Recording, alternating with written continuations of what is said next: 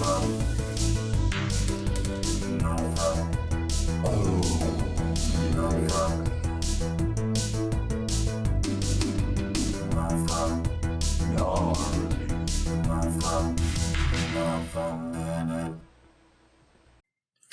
guys, welcome to another MoFo Minute Plus. All right.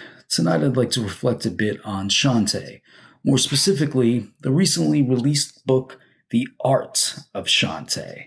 For those of you that are not familiar, it's a quick summation of the game franchise. It all started with Shantae for the Game Boy Color, released way back in 2002.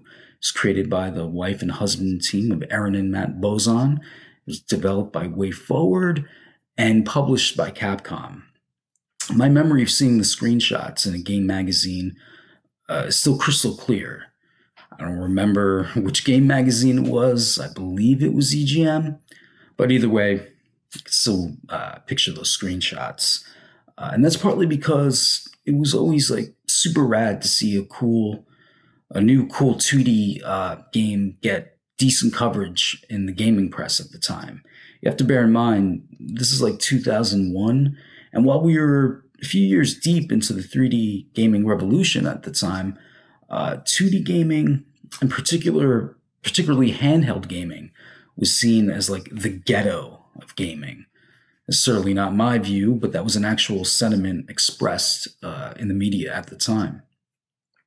So while it was obvious that the jump from 2D to 3D gaming in the mid 90s would almost immediately make 2D games seem passe, like they were relics of the past, for gamers like myself that cut their teeth on 2D gaming, we still had the love for sprite art, pixel art, chiptunes, side scrollers, the whole shebang.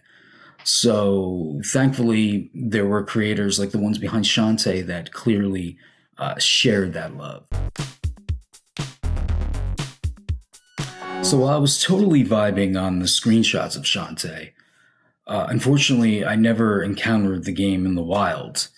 My introduction to the series was the second game, Shantae Risky's Revenge, for the Nintendo DSi, and I immediately fell in love. The gameplay and game layout were firmly in the Metroidvania genre, which is one of my favorites.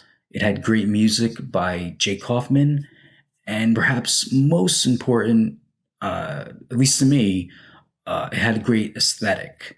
Shantae is one of those series that just brightens your mood as soon as you see it. It's full of great characters, great designs, which brings me to the book.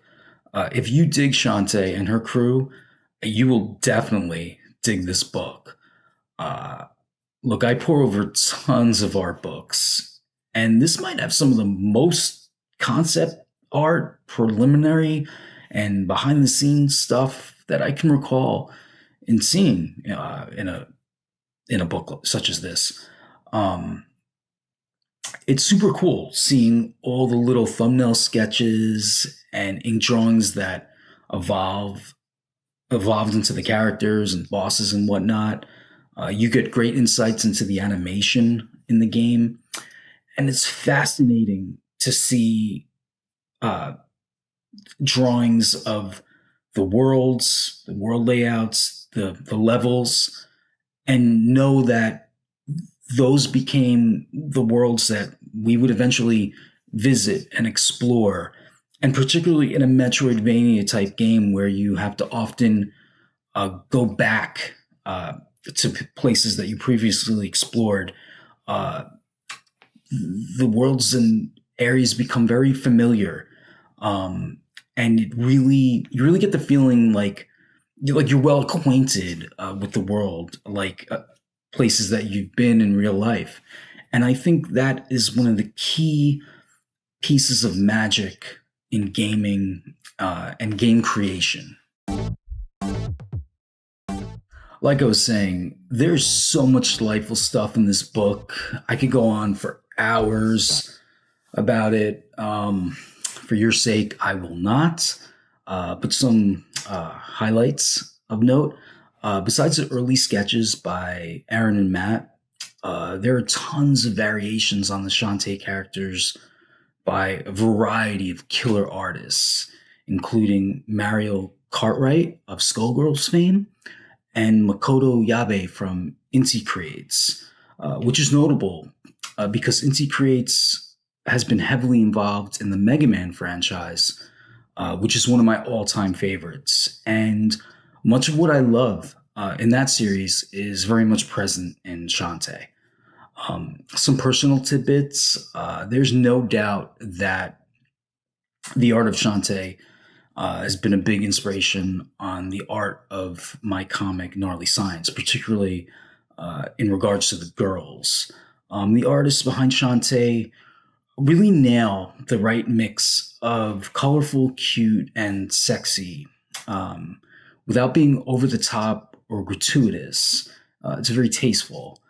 I can't say I always achieve that, but they certainly do. It harkens back to that old school anime manga uh, feel with a lot of the female characters. Um, I have to mention the ponytail connection. My character Zoe didn't begin with a ponytail that large. As she evolved, and at some point I decided to make the ponytail a head tall. Shantae was certainly on my brain. Um, so yeah, it's really cool. I On a hair note, when I was young, I had a 90210-esque pompadour, which required a lot of hairspray. And one of my best friends, as a goof, I had this concept for a game that involved our group of friends, and each one of their powers was an attribute of theirs. So naturally, mine was my hair, which I would use to attack whoever. So Shantae's means of attack is very dear to my heart. I should mention that Shantae is a half genie that is saving her land from a pirate. That bit of information probably would have helped at the beginning, but forgive me, I'm a little rusty with these videos. I have to mention, as far as the games, I think the only physical Shantae I have is the latest one, Shantae and the Seven Sirens. It was released by the wonderful company Limited Run. They're just doing the Lord's work over there. I very much prefer physical games, physical everything, really, if I can. And they've released a few Shantae games. So I'm hoping with the next one that I can get a physical copy of that. That'd be great. In terms of another cool company, I have to mention the publisher of the book, Udon. Just like Limited Run, they're doing the Lord's work. I have a ton of Udon books, primarily based on Capcom properties like Street Fighter and Mega Man, but they make beautiful, just quality books, like filled with great art by so many great artists. It's really inspiring. So yeah, check out the Art of Shantae. Like, even if you're not that familiar with the game, and you're into game art or great character design, you'll find lots of inspiration in there. All right, so yeah, like I said, it's been a little too long since I had done a proper MoFo Minute Plus. To say it's hard to juggle making comics and videos and the day job would be an understatement, but I certainly aim to be more consistent with these videos this fall because I really enjoy them and I like sharing them with you guys.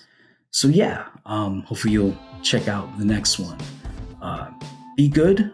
Be seeing you. Peace.